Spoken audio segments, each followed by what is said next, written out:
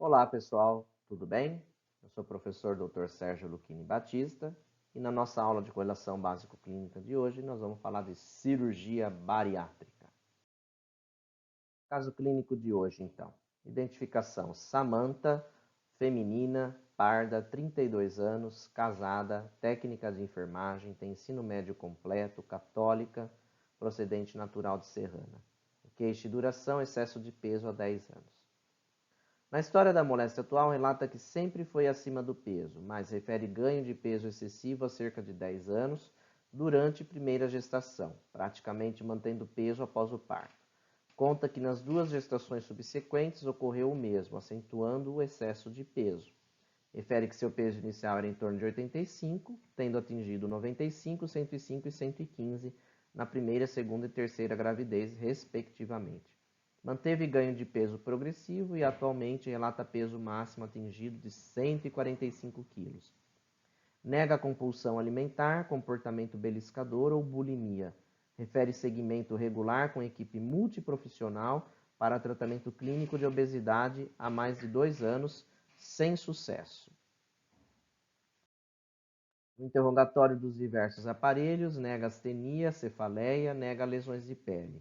Refere roncos intensos e períodos de apneia à noite, com sonolência diurna. Relata dispneia aos médios esforços, mas nega tosse, ortopneia, dispneia paroxística noturna. Relata palpitações aos médios esforços, nega precordialgia, dor torácica ou claudicação intermitente. Nega pirose, epigastralgia, empachamento gástrico, cólicas abdominais. Hábito intestinal diário com 2 a 3 evacuações por dia, com fezes sem alterações. Refere ciclos menstruais irregulares, mas nega dismenorreia, disúria, polaciúria, oligúria, poliúria, nictúria ou hematúria. Relata artralgia em ambos os joelhos e dor lombar constantes. Nega ansiedade, nega insônia, nega sintomas depressivos. Aqui em vermelho, né, esses sintomas que ela refere aqui de roncos intensos e períodos de apneia à noite com sonolência diurna, pode muito bem sugerir para a gente uma síndrome da apneia do sono, tá? Por isso que eu destaquei, que é muito associado com a obesidade mórbida. Aqui a dispneia aos médios esforços, a gente pode entender que, como ela está muito obesa, qualquer esforço que ela faz, ela já fica ofegante, né? Então, dispneia aos médios esforços. E também as palpitações, né? Qualquer esforço que ela faz, né, ela sente né, o batimento cardíaco, deve ficar taquicárdica, né? Irregularidade menstrual, ela pode ter ovário policístico também, é muito associado à obesidade mórbida, né? Então, a irregularidade menstrual aqui citada. E aqui dor nos joelhos e dor lombar podem estar retratando, aqui também está destacado, retratando aqui um problema já de artrose, né? Tanto em joelhos como em coluna, né? Que é uma complicação também aí da obesidade mórbida, né? Nos antecedentes pessoais, nega diabetes mellitus, nega hipertensão arterial, nega dislipidemia, nega cardiopatias, nega pneumopatias e nega nefropatias. Dos antecedentes familiares, nega casos de obesidade na família, nega doenças cardiovasculares ou endócrinas, nega neoplasias. Nos hábitos de vida, refere dieta fracionada, pobre em gorduras, evitando o consumo de alimentos industrializados.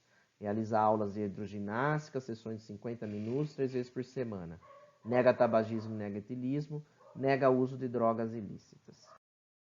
No exame físico, ela pesa 145 kg, altura 1,65 m e IMC dela de 53,2 kg por metro quadrado, uma circunferência abdominal de 132 centímetros. Bom estado geral, corada, hidratada, nictérica, cianótica, febril, consciente, orientada e ativa. No aparelho cardiorrespiratório sem alterações, frequência cardíaca de 84 batimentos por minuto, pressão arterial de 132 por 86 milímetros de mercúrio. Abdômen globoso, timpânico, flácido, indolor, sem massas palpáveis, fígado e baço não palpáveis. De hipóteses diagnósticas, obesidade grau 3, síndrome da apneia obstrutiva do sono, gonartrose bilateral, osteoartrose lombar. Gonartrose é o termo utilizado para artrose em joelhos, tá? Gonartrose bilateral, osteoartrose lombar, podríamos dizer espondiloartrose também, né? Conduta: solicitado avaliação pré-operatória multiprofissional para indicação de cirurgia bariátrica. Então, como proposta de atividade, citar aqui para mim quais os tipos de cirurgia bariátrica, quais alterações anatômicas ocorrem na cirurgia bariátrica e quais alterações funcionais ocorrem na cirurgia bariátrica. A obesidade, ela é uma doença crônica, ela afeta um número elevado de pessoas por todo o mundo, né? Porém, a opção de rotina alimentar saudável e prática de exercício físico, eles vão contribuir com prevenção e tratamento, né? Aqui vocês vejam uma figura do Botero, né, onde a família toda é obesa, né? Inclusive o gato, olha lá, o gato também. Então, muitas vezes a obesidade ela vem é um problema de hábitos de vida e às vezes você tratar um indivíduo obeso, você precisa com que as mudanças não sejam só no indivíduo, mas na família como um todo. Por isso que muitas vezes tratar a obesidade é difícil, porque o indivíduo ele vive num ambiente, né, vamos dizer assim, obesogênico, onde as outras pessoas também têm mau hábito de vida. Então você precisa educar não só uma pessoa, mas todas as outras que vivem com ela. Então isso, já educar uma pessoa não é fácil. Imagina você educar uma família inteira, né? Então é muito complicado. A obesidade ela vai ser caracterizada pelo acúmulo de gordura, né? Agora, quando a gente fala em acúmulo de gordura corporal, a gente pode ter aquela gordura mais distribuída, que é conhecida como obesidade ginoide, ou aquela obesidade que principalmente acumula aqui no abdômen, né? A famosa barriguinha da cerveja, que é a obesidade androide, né? Esse tipo de obesidade, ele é metabolicamente pior, está mais associado a diabetes, hipertensão, colesterol, né? Lógico que a obesidade como um todo é ruim, mas quando ela tem esse predomínio de androide, ela é muito pior, né? Então, sempre que a gente fala em obesidade, além de lembrar desse acúmulo de tecido adiposo, a gente também precisa entender aonde que ele está ocorrendo, se tem uma predominância dessa obesidade aqui visceral, né? Segundo os dados do IBGE, vejam, né, o Brasil tem cerca de 27 milhões de pessoas consideradas obesas, é bastante, né? E somando os indivíduos, o total de indivíduos com sobrepeso chega a 75 milhões, né? Como é que a gente classifica, então, o indivíduo do ponto de vista do IMC? Vocês já devem conhecer isso, né? Bem, né? Todo mundo entra, né, nesses sites que tem aí pela internet, não é isso? Mas aqui a fórmula, então, para o cálculo do IMC, né? E aqui os valores que a gente utiliza de IMC para normalidade, sobrepeso, obesidade grau 1, grau 2, grau 3. Né? Então, obesidade grau 3 é que o pessoal costuma dizer obesidade mórbida, né? Que é um IMC já maior que 40. Vale destacar aí como curiosidade, viu, pessoal, que o IMC ele foi uma fórmula inicialmente desenvolvida por seguradoras de saúde, né? Quando se fazia seguro de vida, né? Eles sabiam que existia uma relação entre o peso e maior chance de doenças e morte, né? Então eles aumentavam o preço do seguro conforme esse IMC era maior. E aí com o tempo essa ferramenta aí, estatística, vamos dizer assim, essa ferramenta de cálculo, ela acabou sendo trazida para a área de saúde, visto que ela se mostra muito útil, né? Do ponto de vista médico aí para a gente avaliar nosso paciente. Então é muito interessante a história do IMC, né? Ele surgiu na área matemática aí das seguradoras, né? Bom, a obesidade, pessoal, o que ela pode trazer de problema para a gente? Hipertensão, doença cardiovascular, diabetes, apneia do sono, artrose, olha lá, colitíase, osteoartrite, doença de refluxo gastroesofágico, infertilidade, tumores e neoplasias e também problemas na esfera psiquiátrica, né? Diminuição de autoestima e depressão. Então, o impacto da obesidade no indivíduo, ele é muito importante. Na vida sexual, né, olha lá, está comprovado que relacionamentos sociais e romances são menos frequentes nos obesos porque eles já saem menos de casa. Mesmo existindo relacionamento, a obesidade pode interferir no relacionamento sexual. No homem, redução de testosterona, levando a redução de libido e problemas de ereção. Na mulher, redução do nível do hormônio feminino e aumento dos masculinizantes, levando ao aumento de pelos, irregularidade menstrual e infertilidade, ou seja, o síndrome do ovário policístico. Mas vejam só que bacana, a chance desses problemas se resolverem com uma perda de pelo menos 10% do peso é bastante. Vocês vejam que aquela paciente de 145 quilos, isso representaria ali 15 quilos. Né? Mas para uma pessoa de 140 quilos, 15 quilos é um peso que ela é factível, não é muito. Né? É um 10%. Se você pegar uma pessoa de 80 quilos, é perder 8 quilos. Então, você não está falando que o indivíduo precisa ser magro para ele melhorar. Né? Às vezes, ele perdendo 10% do peso, ele já tem uma certa melhora clínica. Né?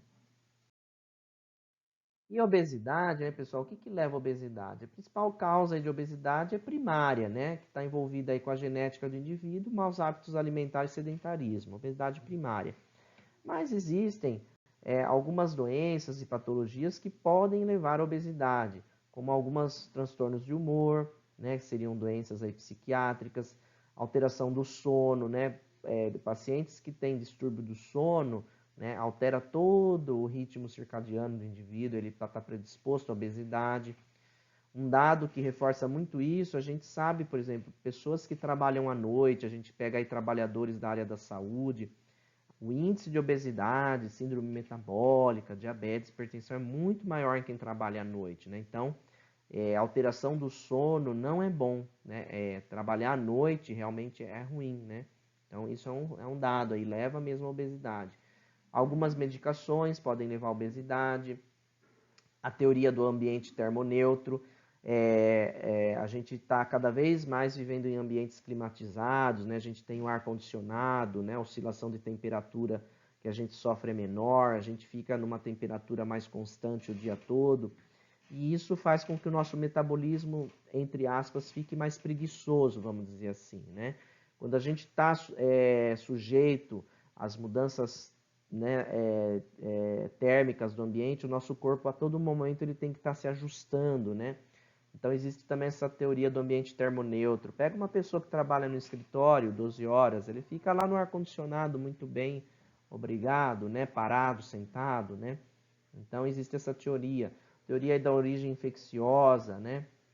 Da poluição ambiental, disfunções endócrinas, síndromes genéticas e algumas doenças monogênicas, que é o mais raro, né? Existem algumas formas genéticas de obesidade, né? Então é bem interessante, né? Isso aí, né? Pois se vocês quiserem ler, tem a referência aqui para vocês, né? Da Beso, é muito bacana, viu? Vejam o impacto, né, da obesidade. Né? Uma lei em 2008, né, já determinou o Dia Nacional de Prevenção da Obesidade, né? E agora a World Obesity também adotou o dia 11 como Dia Mundial aí, né, de combate à obesidade. Né? Aqui tem um link do YouTube, né, falando um pouquinho aí sobre, né, o Dia aí Mundial da Obesidade. Essa figura é bem bacana, né? O que a tecnologia impacta também na obesidade, né? Na década de 90, quem era gordo era a TV, né? Você era magro. Agora, em 2010, a TV ficou slim, né? E você ficou obeso, né? Mas é uma charge aí que ilustra bem, não é, pessoal? A facilidade da tecnologia, né? Então, eu uso um exemplo muito simples, o Uber. Antigamente não tinha Uber. Como é que você se deslocava? Ou você andava, ou você ia pegar o ônibus. Para pegar o ônibus você tinha que se deslocar até o ponto de ônibus, né? Nem sempre o ponto de ônibus era perto da onde você estava.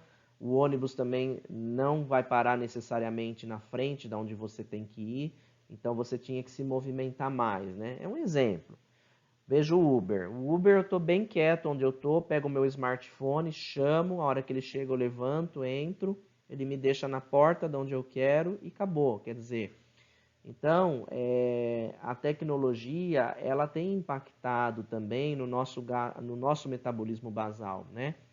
Então, escada rolante, você não sobe mais escada, você usa escada rolante, elevador, né? E assim por diante, né? Atividades ao ar livre vêm sendo substituídas por jogos eletrônicos, né? E você fica mais tempo sentado no seu sofá. Então, todo o impacto aí, né? Essa visão aí é bem interessante mesmo, né? Então, ó, a prevenção da obesidade você tem que conscientizar a pessoa da importância da atividade física e alimentação adequada, né? O estilo de vida sedentário, refeições com poucos vegetais e frutas, excesso de alimento rico em gordura e açúcar, né? Principalmente nas crianças, nós temos tido, né, problema de obesidade infantil, está aumentando, infelizmente, né, é uma realidade, né? E aqui para o tratamento da obesidade, então o tratamento não farmacológico, a dieta, o suporte psicológico com terapia cognitivo-comportamental, uso da mesma tecnologia que leva à obesidade, você pode usar a tecnologia a seu favor, com aqueles jogos de videogame que requerem mais interação do jogador, né? Então esses jogos de videogame que você tem que se movimentar para ter a jogabilidade, não é isso? Você tem também um jogo que nesse sentido, o Pokémon Go, né, que o indivíduo ele tinha que andar para procurar o Pokémon, né? Então, aí você consegue, através do jogo eletrônico, fazer com que o indivíduo se movimente, né? Técnicas de mindfulness também são importantes. Você pode usar também acupuntura, fitoterapia, né? E aí a gente tem o tratamento farmacológico, né? Sibutramina, orlistat, liraglutida, fluoxetina, topiramato, bupropiona, a lorcacerina, que acabou até saindo aí do mercado por conta de um potencial risco aí de câncer, e o tratamento cirúrgico, né, que aí tem várias modalidades aí da cirurgia bariátrica, né? Das cirurgias, né, então a gente tem as cirurgias restritivas, que são aquelas que vão diminuir basicamente o volume do teu estômago. Então olha aqui, banda gástrica, você coloca uma cinta, você, entre aspas, estrangula, né, o estômago do indivíduo, então ele vai ter um espaço pequeno para o alimento. Então toda vez que ele comer, ele vai ter uma sensação de estômago cheio, e aí ele vai comer menos. Uma outra modalidade de cirurgia restritiva é a gastrectomia vertical. Você tira metade aqui do estômago, né? E aí o indivíduo fica com o estômago reduzido também, então ele acaba comendo menos. Uma outra modalidade é o balão intragástrico, né? Você, por endoscopia, coloca, né, um balão dentro do estômago, cheio de ar, e o indivíduo vai ter sempre aquela sensação de estômago cheio, e ele come menos. E neuromodulação, você pode colocar um marca-passo no estômago, né? E modular, né, a questão aí de fome, né, etc. Então, você tem os procedimentos mais restritivos, que vão reduzir basicamente o volume ingerido, simplesmente isso. E a gente tem as cirurgias desabsortivas, que são aquelas que, além de você diminuir o volume do estômago, como aqui no bypass gástrico, que é o mais comum, a conhecida FOB Capella, você faz um desvio do trânsito intestinal. Então, vocês vejam que eu subo o jejum para lá para o coto gástrico que ficou ali, e aí eu vou desviar, né, o duodeno e o ilho proximal para uma região mais distal do ilho. Então todo o suco gástrico, o suco biliar, né, eles vão e as enzimas pancreáticas digestivas eles vão chegar no ilho numa região mais distal. Então eu vou ter uma desabsorção, eu vou ter uma parte do trato gastrointestinal que não vai absorver o alimento, porque ele ainda não foi processado, né? Ele só vai ser processado lá na frente, né? Então são cirurgias desabsortivas. A gente tem aqui ó, a derivação biliopancreática, que também faz isso. E a gente tem aqui interposição ileal, né? Interposição ileal não é mais usado, gente. É uma cirurgia muito agressiva, né? E que trazia muitos problemas para os indivíduos. Perdiam peso, só que depois eles sofriam aí, né? Bem dizer, com desnutrição até. Aí você arranjava outro problema para o indivíduo, né? E a derivação biliopancreática também, né? Você tinha muitas efeitos aí pós-operatórios, perdia peso, mas depois também uma desnutrição muito importante do indivíduo. Então, o que é mais usado hoje é o bypass. Mas só para mostrar para vocês, né, que a cirurgia desabsortiva, ela nada mais é do que uma cirurgia restritiva também, mas ela vai ter o componente aí desabsortivo como principal, né, dela. Então, são as várias modalidades, né, que a gente tem. E a gente tem as cirurgias hormonoincretínicas, né, que é a gastroplastia vertical.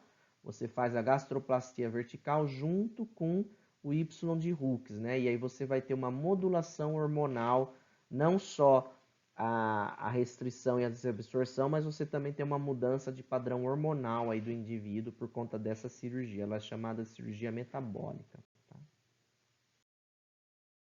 Quando é que a gente indica, então, cirurgia bariátrica? Para todo mundo? Obviamente que não, né? Para grandes obesos, né, IMC maior que 50, a gente já indica para todos, né? Critério máximo aí, né? Você pode indicar, porque são indivíduos que, em geral, têm muito peso e dificilmente eles vão conseguir perder peso de uma forma satisfatória. Caso clínico nosso, lá paciente, né? Tinha um peso de 145 quilos, né? É praticamente impossível a paciente por si só conseguir chegar, por exemplo, a 60 quilos. Fala assim que ela vai perder 85 quilos com dieta e atividade física. É muito difícil. A gente não diz que é impossível, mas é muito difícil. Né? Então, nesses indivíduos, né, se for desejo deles, você já está liberado para fazer cirurgia bariátrica.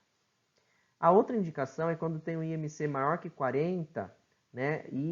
Só que aqui, né, vamos dizer assim, então entre 40 e 50, né, maior que 40, mas não maior que 50, você tenta o tratamento clínico. Se ele falhar, né, você tenta por 2 anos. Se você tiver falha, aí você pode indicar cirurgia bariátrica. Então, para esses indivíduos, você primeiro precisaria tentar o tratamento clínico. E se tiver um IMC maior que 35, ou seja, entre 35 e 40, e ele tiver comorbidade associada, então além de ele ter obesidade, ele precisa ter alguma comorbidade, que seriam essas listadas aqui embaixo: o diabetes, hipertensão, dislipidemia, né? Você vai tentar para ele o tratamento clínico, e se ele falhar, aí você indicaria cirurgia. Então vocês vejam que a indicação de cirurgia bariátrica, conforme a gente vai diminuindo o peso, ela vai ficando mais restrita. E de forma que para paciente com IMC menor que 35, ela não é indicada. Tá? Não é indicada pelas diretrizes. Tá? Então, obesidade grau 1 e sobrepeso, não se indica cirurgia bariátrica. Tá?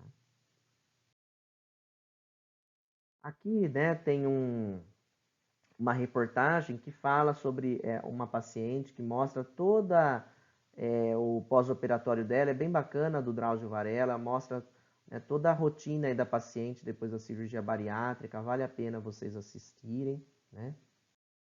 E aí eu pergunto para vocês algumas coisas.